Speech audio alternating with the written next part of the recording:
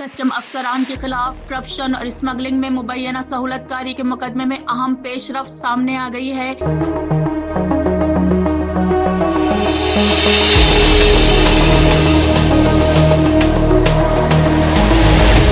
Sindh high court ने वाज़ेह कर दिया है कि हर मुल्जिम को आइन के मुताबिक मुनसिफाना ट्रायल का हक हासिल है और ट्रायल कोर्ट को 1 माह के अंदर दरखास्त पर फैसला करने की हिदायत दी है।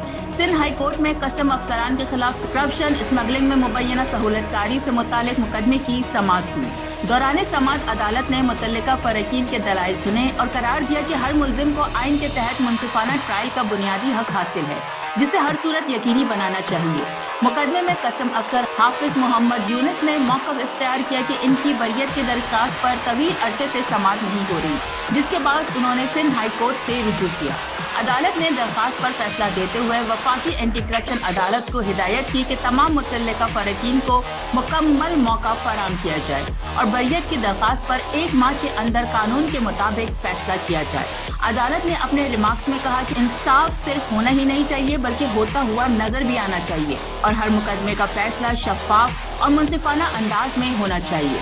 सिंध हाई कोर्ट की हिदायत के बाद अब नजरें वफाकी एंटी करप्शन अदालत पर है, जहां 1 माह के अंदर इस अहम मुकदमे में बरियत की दरख्वास्त पर फैसला मुतवक्का है।